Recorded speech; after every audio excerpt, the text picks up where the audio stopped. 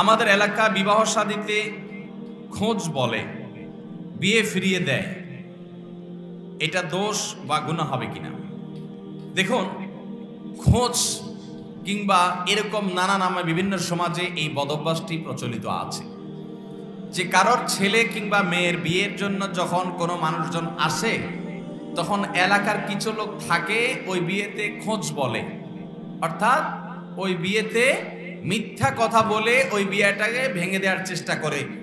কথা বললো যে ছেলেটা ভালো না, ধরুন বললো যে মেয়েটার চরিত্র খারাপ, অথবা বললো তারা মানুষ ভালো না, একটা অহেতুক কথা তুলে দিয়ে বিয়েটাকে ভেঙে দেয়। এই জিনিসটা আপনাদের এলাকায় আছে? প্রশ্ন যেহেতু আসছে আপনাদের এলাকারই প্রশ্ন, তাহলে বোঝা গেল এই রোগটা এই সমাজে আছে। ভালো করে শুনে রাখেন, কোন মানুষের নামে মিথ্যা অপবাদ দেওয়া, কোন মানুষের নামে তোহমত দেওয়া আল্লাহর জমিনে সবচেয়ে ভয়ঙ্কর গুনাহ এবং অপরাধগুলোর মধ্যে একটা।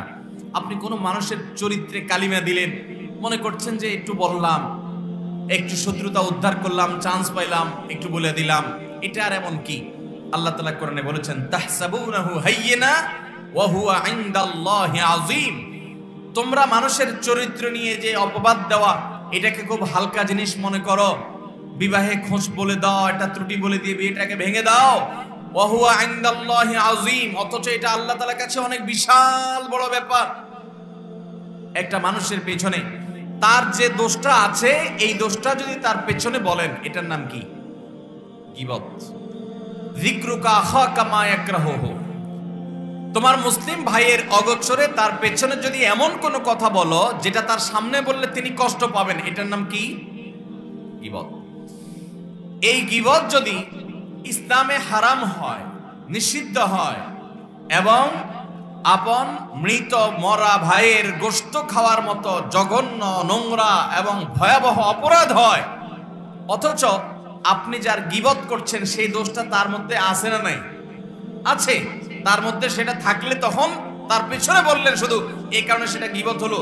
আর যদি কারোর পেছনে এমন কথা বলেন, এমন ত্রুটির কথা বলেন, তার এমন সমস্যার কথা বলেন যেটা আসলে বাস্তবে নাই, তাহলে সেটা তো গীবতের চাইতে বহুগুণ জঘন্য বলার অপেক্ষা রাখে। এটাকে বলা হয় তোহমত। এটাকে কি বলা হয়? তোহমত, মানে মিথ্যা অপবাদ। এই মিথ্যা অপবাদ দেওয়া এটা জঘন্য অপরাধ, জঘন্য গুনাহ। ভাইরা আমার, আল্লাহর আরশ কাঁপার মতো অপরাধ।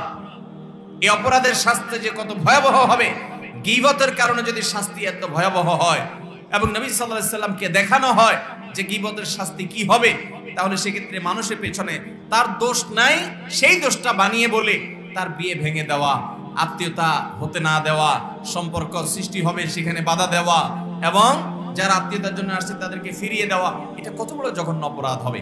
আমরা অনেকে আছি নামাজে কালামে মুসলমান, নামে মুসলমান, দাবিতে মুসলমান, কিন্তু এই জাতীয় আচরণে মুসলমান তো দূরের কথা, সম্পূর্ণ কাফের বেঈমানদের চাইতে অনেক